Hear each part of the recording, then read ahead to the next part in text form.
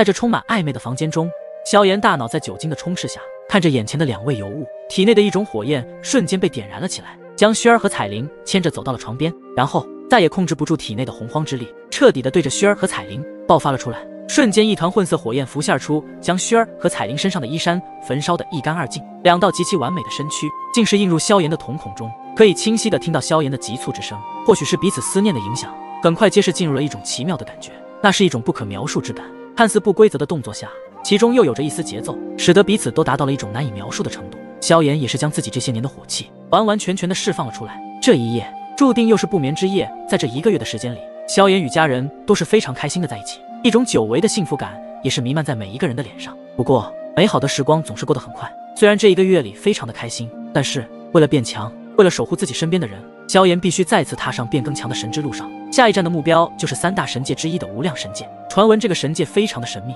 之前不乏有很多神祇进入其中，都是离奇的死亡。就算不死出来，之后他们一提到无量神界，就是一个能够让他们产生极度恐惧的世界。但是对于萧炎而言，这无量神界再神秘无比，他都要前往历练。自己身怀2道神火和地炎，以及还有焚神诀在手，就算遇到比自己还要强大的对手，都有着越级挑战的资格。今日便是萧炎离开万兽神界的日子。此时圣龙族中的一处广场上，这里站满了无数圣龙族之人，以及圣龙也在其中。萧炎，出了万兽神界之后，你一定要小心，无量神界可比万兽神界恐怖多了。希望你能够早日达到5重天位神，成为真正的超级神之。而且我已经动用炎龙盟还有圣龙族、祖龙族的底蕴，去寻找你的那2位朋友消失的消息。圣龙对着萧炎认真的嘱咐道，同时也报备了萧炎所吩咐的事情。毕竟如今的萧炎乃是万兽神界的救世主，如果之前没有萧炎的话，恐怕他们这些人早已经是陨落之人了。所以炎帝萧炎4字也是深刻的烙印在万兽神界的每一位神兽的心中。而且炎龙盟如今也是直接超越了圣龙族和祖龙族的存在，站在了万兽神界最高处。萧炎闻言当即点了点头，笑道，好，那就有劳圣龙兄了。哈哈，应该的，你放心去吧，我会保护你的这些重要之人，给予他们最好的神之资源，去冲击神指境，成为神。圣龙也是自信满满的对萧炎说道。不过萧炎也是非常相信圣龙的话，毕竟他离开之后，万兽神界的最强者便是圣龙了。如今圣龙的实力已经是4重天位神巅峰，再多一些时间的话，恐怕也会跻身成为5重天位神，成为一名超级神之。有圣龙照看自己忠于之人，也是相当的放心。随后拿出一枚由绚丽的地炎珠给了圣龙，说道，圣龙兄，如果日后遇到什么事情，直接捏爆这枚地炎珠，我便是直接过来。圣龙看着手中的那枚绚丽地炎珠，感受到其中散发出来的霸气气息，也是将其收了起来，笑道，好。与圣龙交代完后，萧炎的目光则是看向了薰儿、彩铃、萧凛、药老子妍等人的身上，脸上浮现出了一些不舍之色。在这个1个月里，他自己好像又回到了当年斗气大陆时的场景，非常的开心。在沉默的片刻之后，萧炎喃喃出声，萧凛，你们好好修炼，老师子妍，你们等我回来，下一次见到我时，我会变得更强。然后将最后的目光再次投射在薰儿和彩铃的身上，双方皆是露出不舍，二女更是有着热泪在眼中打转。薰儿、彩铃，照顾好自己，等我回来。说完，萧炎怕自己再耽搁一下就会心软下来，所以直接收起心中的情绪，纵身一跃，便是出现在了上空的超级方舟之中。然后便是直接启动了方舟，而方舟也是散发出一声音爆声，对着万兽神界天际之外急速驶去。萧炎哥哥，我会和彩铃姐等你回来的。薰儿心里也是十分的不舍，可是也没有办法，他们的实力虽然是主宰境，但还太弱，所以必须努力提升自己的修为，方才能够在萧炎的身边。彩铃虽然没有说话，但在他的心里也是十分的不舍，毕竟在这1个月的时间里，他也感受着幸福一家人的氛围感觉。我等你，希望下次见面时，你已经是5重天位神之上，我的丈夫应该就是如此优秀。彩铃此时也是在心里一阵默念，同时也非常期待那是萧炎的归来。这里是一片漆黑无比的宙海，此时一艘超级方舟在其中极快地穿梭着，甲板上站着一位身穿黑袍男子，后背上有着一把黑色锯齿。此时的萧炎双手抱胸，一双深邃的眼眸也是直勾勾地看着前方，根本看不到任何东西的空间。从万兽神界抵达无量神界的话，需要数十天的时间，因为第1等级世界的广阔非常之大，所以3大神界的相隔距离也是相当的遥远，所以就算是超级方舟使用的是叠空速度，也都需要数十天。换作穿梭速度的话，那么就要花费5个月6个月。在第1等级世界中，所有的方舟都不会以穿梭速度行驶，基本上他们那些方舟都具备着叠空速度的功能。当然能够叠空的方舟基本都是第1等级世界，第2等级和第3等级世界都不具备。很快萧炎的这一艘方舟也进入了叠空速度，在宙海中行驶，周围也是从黑暗变成了白色，这就是速度太快所引起的奇异效果。在这黑暗无尽的宙海中，常常也有可怕的宙海风暴，不过一般具备叠空的超级方舟基本都不会被其影响。换作是穿梭方舟的话，那么就会被这些咒海风暴卷入其中。一旦被卷入其中，一般都是九死一生，非常的危险。萧炎在这数十天的赶路时间里，也是在自己的这一艘方舟上的修炼室进行着对二重天位神力量的稳固。相对于外界的时间，萧炎仅仅花费了几个月的时间，就从一重天位神突破到了二重天位神。放眼整个第一等级世界的那些神之天骄，都不敢去想象这种无法做到的事实。然而，就在萧炎进入修炼状态时，这艘超级方舟竟然是颤抖了一下，仿佛是撞到了什么东西一般。萧炎也是被这突如其来的动静打断了修炼，旋即走出去看一看，究竟发生了什么事情。以叠空的速度，根本不可能会遇到什么咒海风暴之类的现象，还是说咒海中除了咒海风暴，还有什么能够让叠空速度下的超级方舟都会遇到麻烦不成？萧炎的身影很快就出现在了方舟的甲板上，就在他目光投射出去时，竟是看到这里四周不再是完全的黑暗，而是在黑暗中能够看到咒海中有着粘稠液体的东西，将自己的超级方舟给阻止了前进的动力。萧炎来到甲板最前方，再次放入几十万枚的神器丹，竟然也无法让方舟增加更多动力离开此处，只是以很缓慢的速度前进着。以目前这样的速度，想要抵达无量神界，怕是不知道猴年马月了。萧炎将神魂力量释放而出，先是探一探这四周的具体情况。可怕的神魂力量在释放出去后，便是看见现在自己这一艘方舟被下方粘稠的液体吸附在了上面，犹如是胶水一般。这粘稠液体究竟是什么东西？虽然没有多大的杀伤力，可是这样下去的话，必定会影响自己抵达无量神界的时间。然而就在下一刻，萧炎利用神魂力量便是发现，不远处竟然也有一艘超级方舟被这里的粘稠液体限制住了行驶速度。萧炎在这艘超级方舟上扫荡的时候，便是看到这艘舟身上竟然刻着两个大字武神。看到这两个大字的时候，萧炎也是想起来了什么。此前在纪元遗迹中的时候遇到的那个叫吴雪的女子，好像记得也是来自一个叫武神阁势力之人。就在萧炎这般想着的时候，突然间一道女子的声音直接冲击在了萧炎的神魂力量上。谁在窥探？仅仅这四字一出，萧炎的神魂力量竟是被打了回来。要不是萧炎的反应及时，恐怕刚刚那一下就已经被神魂力量反噬重伤。收回神魂后的萧炎也是被对方的神魂力量一惊，能够在这一瞬间就将自己二重神魂力量击退，对方起码也是三重神魂了。稳住心神后的萧炎再次利用神魂力量将自己所说的话给传达了过去。你好朋友，我叫萧炎，刚才无意冒犯，还请朋友敬请谅解一下。很快对方也是传来一阵比起刚才柔和很多的声音。萧炎，你是萧炎？闻言，萧炎也是微微迟疑了一下，然后再次做出了回应。正是在下，朋友认识我？呵呵，当然认识啊，你忘记我们在纪元遗迹遇见过，我叫吴雪。吴雪竟然真的是此前遇见过的那个吴雪，没想到真的是他。萧炎得知对方的身份后也是有些吃惊，没想到自己真的在这个对方遇到了相识之人。真的是你？这要巧，你这是要去哪里？萧炎问道。一道柔和的神魂声音便是传来。我准备前去新星城，我也没想到会在这里遇到你，还真是有缘千里来相会呀。你是准备去啊？我去无量神界。萧炎也是没有隐瞒，直接道出了自己这一次的目的地。然而对方也是传来一丝震惊的声音。你也去无量神界？萧炎有些懵圈，刚刚对方不是说去什么新星城吗？听其话语，难道对方也是去无量神界？吴雪已经通过他那三重神魂力量看到萧炎脸上挂着迷茫之色，然后笑了笑道，你不会不知道前往无量神界要先去新星城吧？闻言，萧炎更是一脸吃惊，不过还没回答，对方又说道，想要进入无量神界，就必须要抵达新星城，因为只有那里是进入无量神界的唯一通道，不然的话，就算你知道了无量神界的位置，但还是无法找到进入其中的入口。听着吴雪这么一说，萧炎也是慌了过来，心里庆幸着还好自己遇到了吴雪，不然的话，按照自己的路线走，就算是知道了无量神界，却无法进入其中，那倒是多么的令人大吐血。然后在两人片刻的对话后，萧炎也是决定与吴雪一起先前往新星城，至少有一个熟悉路线的人，对于萧炎来说，可以少走一些不必要走的弯路。很快，他们也是达成了共识，话题又再一次的回到目前这粘稠液体之上。如果不解决掉这些粘稠液体的问题，恐怕就无法抵达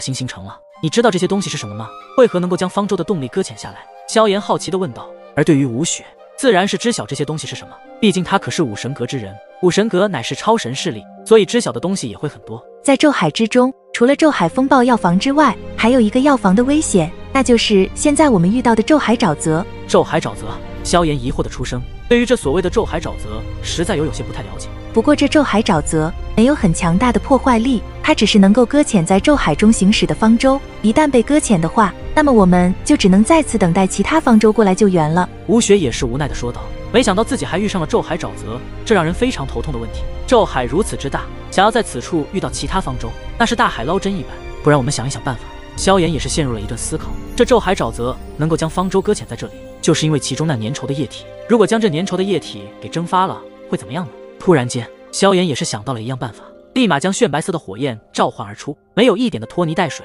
直接化为一片火海，将这一整片区域的咒海沼泽全部笼罩在这恐怖气息下的火海之中。炙热的高温竟是让周边的咒海温度也是提升了起来，而这炫白色的火焰正是地炎和幻虚的融合火焰，那威力可强大了很多。毕竟这幻虚乃是神火，大咒所孕育的神物，所以就算是咒海沼泽的这种粘稠液体，也会被其焚烧蒸发殆尽。随着炫白色火海的出现，直接是照亮了这片区域，可以清晰的看到那粘稠液体正在被神火包裹吞噬。在吞噬的瞬间，以那极其可怕的高温焚烧蒸发而去。而看到萧炎师展出这道炫白色的神火后，那绝美五官的吴雪也是带着一丝吃惊。虽然知晓萧炎之前在纪元遗迹中获得了一道神火，可是那个时候的神火的颜色乃是白色，而现在竟然却是炫白色，而且其力量更加的强大。而且才数年不见，这位人类竟然能够从主宰境突破神之境，并且如今萧炎就已经达到了2重天位神。自己虽然比萧炎的修为更高一点，那是因为自己所在的超神势力中乃是给予自己更多的资源下，才能够借此达到实力上的加快提升。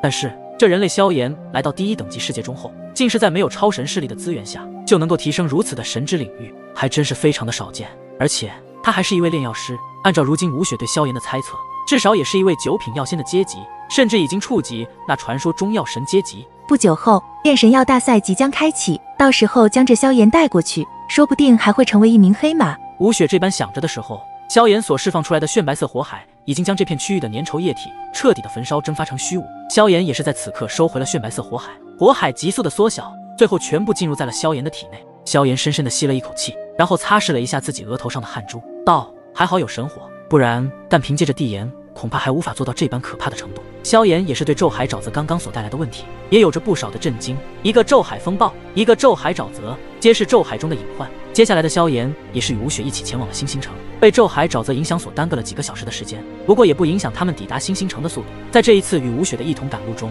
也是了解到了不少的信息，而且好像不仅是他们2个想要去无量神界，就连第1等级世界中的一些神势力，甚至是超神势力中的神之天骄以及神斩等神指强者，此次都赶往了星星城。只有抵达这个星星城这个地方后，才能进入无量神界，不然是无法进入其中。这就是无量神界的神秘之处。这一方神界不同于其他神界以及下等级的大界一般，是能够通过一些秘法手段进入其中的，无法强行进入无量神界的话，毕竟其中的一股神秘能量所震退，或者是被其吞噬其中，无法再从中出来。据了解，这一次能够让前3神势力以及一些超神势力直接出动来到这星星城，主要是为了寻找无量神界中的神渊。传说无量神渊极其的神秘莫测，其中更是有很多神秘至宝。这一次还有信息爆出，有超越神器之上的绝世神器出世，甚至一些超神势力中收集到了3张关于神火的残图，而这些神火残图的所有指向也都是在这无量神渊中。要知道，先不说其他神秘至宝是什么东西，其中的绝世神器以及不知道是排名第几的神火信息爆出后，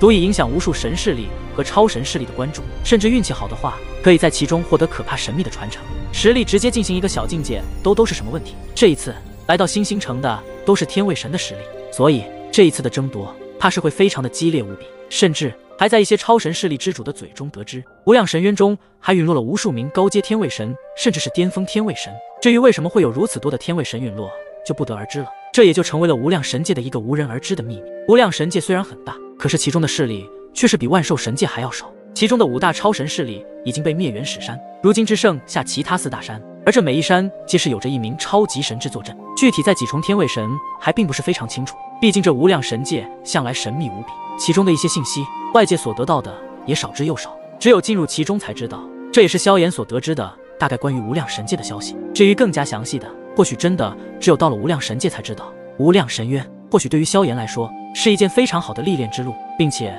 其中都有着自己想要的东西。神火就是自己最有目的性的目标，现在自己已经有着3道火焰，其中2道是神火，另外1道则是圣火。如果再获得1道神火，那么萧炎在焚神形态下能够爆发出焚神3火的力量，到时候就连萧炎自己都不知道开启焚神3火形态后的力量究竟是多么的神圣与强大。现在开启焚神2火的形态后，就达到了4重天位神的实力，如果是3火，那么就直接可以对抗一名超级神之的存在了。萧炎甚至有时候会想到，如果开启焚神9火形态后，那么又会是什么一道力量呢？想到只要一收集神火，就能开启更多的焚神9火力量，萧炎的自信心也是无尽的爆棚起来。那一个高度，自己总有一天会踏入，了解了无量神界的基本信息后，萧炎也是对吴雪来自武神阁的身份信息也是大致的了解了一下。武神阁乃是来自诸神万界的中的超神势力，其底蕴非常强大，就算是寻常的超神势力都不敢与之得罪。所以说，武神阁的地位在诸神万界的超神势力中也是站得住脚的强大存在。在诸神万界这等拥有无数超神势力的一方大神界中，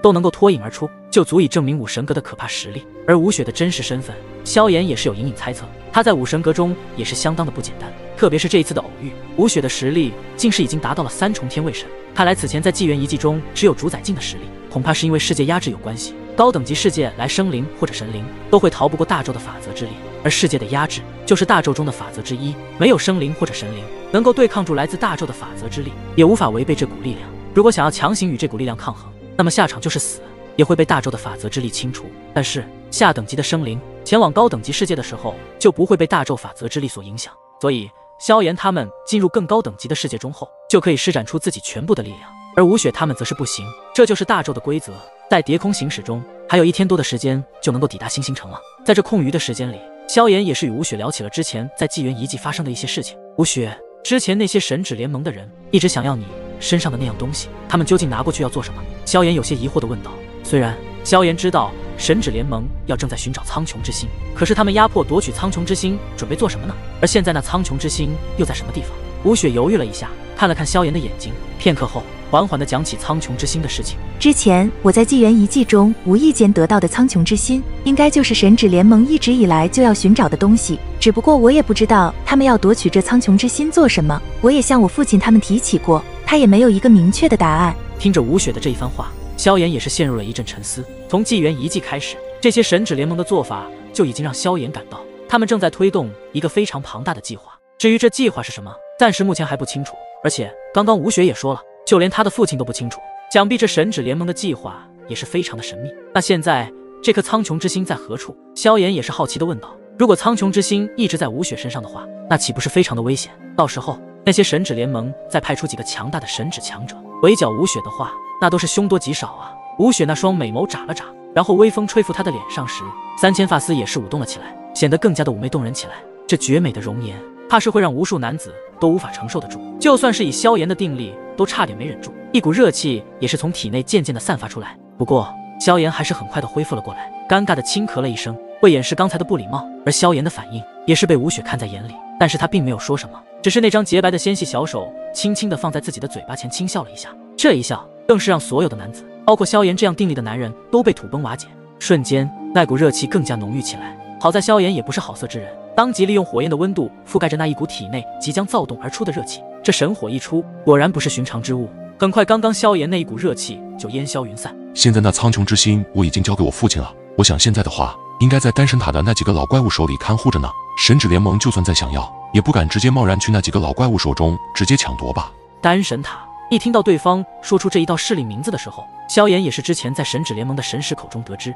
吴雪不仅是武神阁之人，还是那丹神塔中那几个老怪物的爱徒。或许神指联盟并不忌惮武神阁，忌惮的而是这背后的丹神塔。传说丹神塔中有着一位9品药神坐镇，如此尊贵身份的炼药师，只要一句话就能够号召第1等级世界中无数神指强者而来，就算是神指联盟也不敢正面与这丹神塔对抗。想到这里，萧炎再次看向吴雪后，眼神中则是充满着好奇之色。看着眼前的吴雪女子，不管在神力修为上还是神魂力量上，都要比自己强大一筹。如果没有好的神之资源来堆积的话，不可能会有如此进步神快的速度。本来萧炎还想着借此要多多了解一下丹神塔的信息，可吴雪却是回答说，丹神塔目前还不是萧炎能够触及的一个超神势力，就算知道了，对其也没有什么好处。等日后萧炎实力变得更加强大后，或许就算渐渐出触及丹神塔这样可怕恐怖的超神势力了。不过见对方没有明确说明丹神塔的信息，萧炎也不再追问，或许对方也是为自己好。如今自己才2重天位神的实力，那自然不能够直接去接触高阶天位神，